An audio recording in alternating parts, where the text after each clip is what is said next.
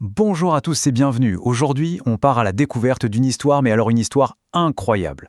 Celle d'un des plus grands prophètes, qu'on pourrait presque voir comme un super-héros de la foi, le prophète Ibrahim. Préparez-vous parce que son histoire est pleine de courage, d'intelligence et même de miracles.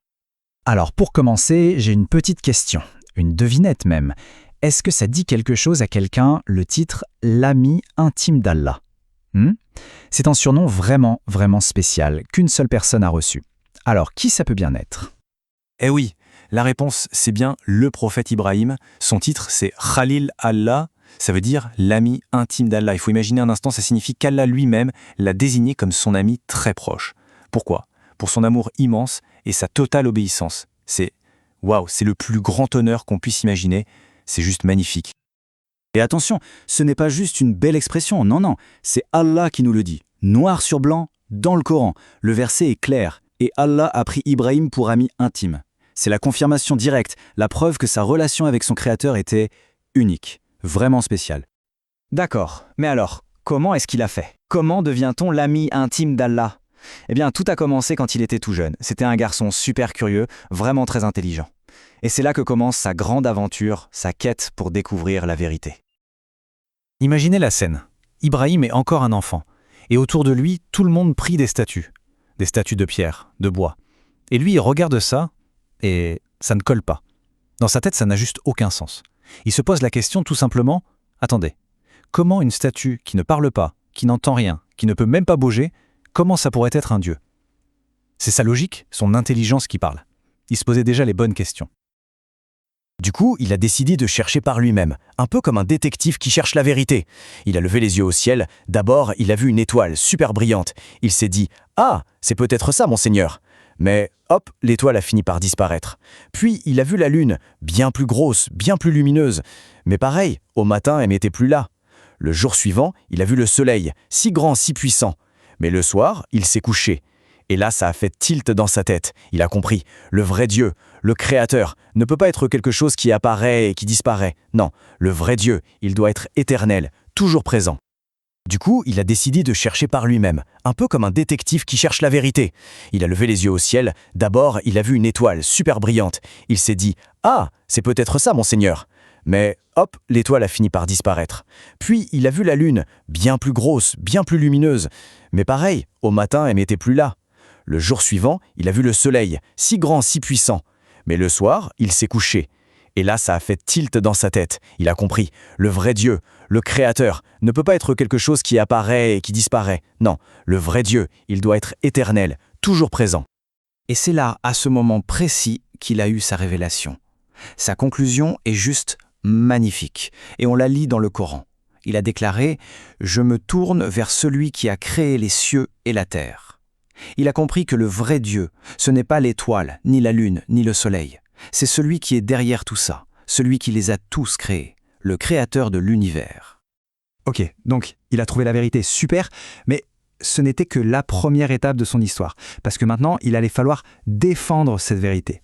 Et ça l'a mené vers des épreuves, mais des épreuves incroyables, vraiment dignes d'un grand, grand prophète.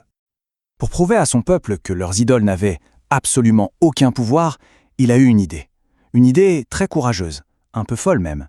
Un jour, pendant que tout le monde était absent, il s'est glissé dans leur temple et il a détruit toutes les statues. Toutes, sauf la plus grande. Imaginez la tête des gens quand ils sont revenus, le choc. Ils étaient fous de rage et ils ont tout de suite su que c'était Ibrahim. Mais lui, au lieu de paniquer, il leur a répondu avec une intelligence juste géniale. Comme le Coran nous le rapporte, il a montré la grande statue, celle qui restait, et il a dit « c'est sûrement elle la coupable, demandez-lui donc !» C'était un piège parfait. Il les a forcés à admettre à voix haute que leur statue ne pouvait rien faire et encore moins parler. Mais est-ce qu'ils ont compris la leçon? Pas du tout. Au contraire, leur colère a explosé et leur décision a été terrible. Ils l'ont condamné à être brûlé vif. Ils ont allumé un feu immense, un feu gigantesque, et ils y ont jeté le prophète Ibrahim. Mais même à ce moment-là, Ibrahim n'était pas seul. Sa confiance en Allah était absolue, totale. Et pile au moment où tout semblait perdu, Allah est intervenu. Un miracle incroyable. Il a parlé directement au feu. On lit cet ordre magnifique dans le Coran. Et vous savez quoi? Le feu a obéi à son Créateur. Au lieu de brûler Ibrahim, les flammes sont devenues fraîches, agréables, comme une brise d'été. le feu immense est devenu un jardin paisible. Et Ibrahim en est sorti, tranquillement, sans une seule égratignure, devant tout le monde qui n'en croyait pas ses yeux. Les années ont passé. Et puis est arrivée l'épreuve la plus difficile qu'un père puisse imaginer. Le test ultime de sa foi. Allah lui a demandé, dans un rêve, de faire quelque chose d'impensable, de sacrifier son fils unique et bien-aimé, Ismaïl. Alors Ibrahim, le cœur lourd, on peut l'imaginer, mais avec une foi en Allah qui ne bougeait pas d'un millimètre, il est allé voir son fils pour lui expliquer. Et la réponse d'Ismaïl, elle est juste incroyable. C'est une leçon de patience et de confiance pour l'éternité. Le Coran nous rapporte ces mots pleins d'un courage et d'une soumission extraordinaire. Il était prêt. Le père et le fils étaient tous les deux prêts à obéir. Mais attention, Allah, dans sa grande miséricorde, ne voulait pas la mort d'Ismaïl. C'était un test pour voir la force de leur foi. Et, parce qu'ils ont réussi, au tout dernier moment, Allah a envoyé un bélier pour remplacer Ismaïl. Et c'est cet acte de foi immense qu'on célèbre chaque année, tous ensemble, pendant la fête de l'Eid al-Adha. Toutes ces histoires, toutes ces épreuves n'ont pas juste été des événements passés, non pas du tout. Elles ont laissé un héritage qui est encore vivant aujourd'hui et qui guide des milliards de personnes sur Terre. Regardez bien, sa vie est connectée à la nôtre, tous les jours. La Kaaba, vers laquelle on se tourne pour prier, c'est lui et son fils Ismaïl qui l'ont construite sur l'ordre d'Allah. La plus grande de nos fêtes, l'Eid al-Adha, elle vient directement de son histoire de sacrifice. Et l'eau de Zamzam, cette eau bénie à la Mecque, elle a jailli par miracle pour sa famille. C'est fou de voir à quel point son histoire fait partie de notre vie. Bon, et pour nous aujourd'hui, qu'est-ce qu'on retient de tout ça? Eh bien, premièrement, utiliser notre tête, notre logique pour croire comme Ibrahim l'a fait avec les étoiles. Deuxièmement, avoir le courage de dire et de faire ce qui est juste, même si on est seul. Troisièmement, avoir une confiance en Allah qui est à toute épreuve, comme quand il a fait face au feu. Et enfin, quatrièmement, être patient. Patient dans les moments difficiles, parce qu'on sait qu'Allah est toujours là pour nous aider. Et pour finir, une petite question à laquelle chacun peut réfléchir. Quand on pense à tout ce qu'il a traversé, son courage face à tout un peuple, sa confiance absolue quand il était dans le feu, son obéissance totale, comment est-ce que son exemple peut nous aider, nous, dans notre vie de tous les jours, à être un peu plus forts, à avoir un peu plus confiance, à être un peu plus patient? C'est une belle chose à garder dans son cœur.